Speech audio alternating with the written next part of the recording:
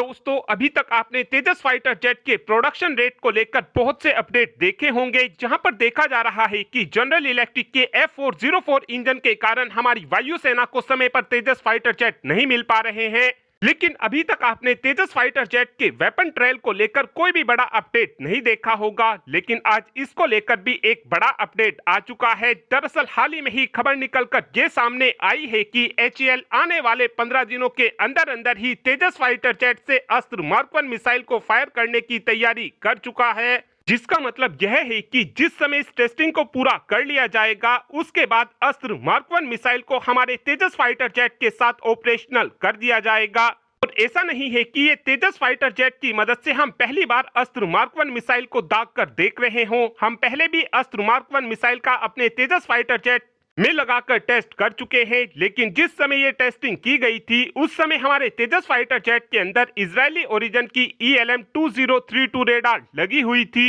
लेकिन इस बार जो अस्त्र मार्क 1 मिसाइल की टेस्टिंग की जाएगी, इस टेस्टिंग के दौरान इजरायली ओरिजिन की ELM-2052 रेडार हमारे तेजस फाइटर जेट में हमको लगी देखने को मिलेगी। इस टेस्टिंग के पूरा हो जाने के कुछ ही समय बाद हमको ये भी डेफिनेटली देखने को मिलेगा कि तेजस फाइटर जेट की मदद से एक बार फिर से अस्त्र मार्क 1 मिसाइल को दाग कर देखा जाएगा। लेकिन उस टेस्टिंग की खास बात यह रहेगी कि उस समय हमारे तेजस फाइटर जेट के अंदर हमारी स्वदेशी उत्तम AESA रेडार हमको देखने को मिलेगी। और ये चीज दिखाती है कि हमारे तेजस फाइटर जेट का प्रोग्राम धीरे धीरे अपने ट्रैक पर आता जा रहा है। साल 2027 से जनरल इलेक्ट्रिक भी F404 इंजन को फुल्ली पोटेंशियल के साथ बनाना शुरू कर देगी और साल 2027 से जनरल इलेक्ट्रिक हर साल हमको 30 F404 इंजन देना शुरू कर देगी, जिसका सीधा सा मतलब यह है कि 2027 के बाद हम अपने तेजस फाइटर जेट के प्रोडक्शन रेट को काफी आसानी से 30 एयरक्राफ्ट पर ईयर तक लेकर जा सकेंगे।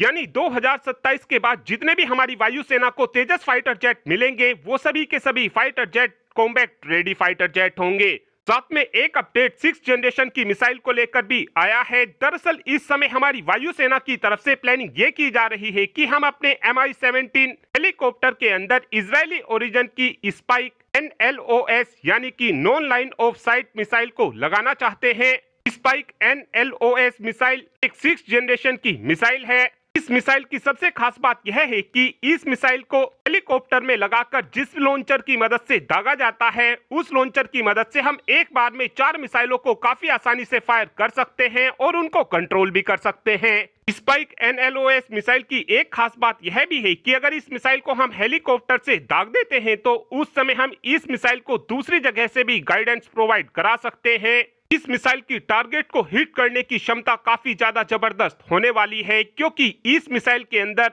एक कैमरा लगा हुआ है जो दुश्मन देश के टारगेट की लाइव लोकेशन के साथ साथ लाइव फुटेज भी हमको प्रोवाइड कराता है, जिससे टारगेट को 100% एक्यूरेसी के साथ हिट किया जा सकता है। इस मिसाइल की रेंज की बात की जाए तो अगर इस मिसाइल को हेलीकॉप्टर में लगाकर दागा जाता है तो उस समय इस मिसाइल की रेंज 50 किलोमीटर होती है, लेकिन जिस समय इस मिसाइल को ग्राउंड बेस लॉन्चर की मदद से दागा जाता है उस समय इस मिसाइल की रेंज 32 किलोमीटर के आसपास होती है। जिस समय इस मिसाइल को हमारे Mi-17 हेलीकॉप्टर के अंदर लगा दिया जाएगा, उसके बाद हम अपने Mi-17 हेलीकॉप्टर का इस्तेमाल ट्रांसपोर्टेशन के लिए तो कर ही सकेंगे, साथ में जरूरत पड़ने पर हम अपने Mi-17 की मदद से काफी आसानी से दुश्मन देश के टारगेट को भी हिट कर सकेंगे।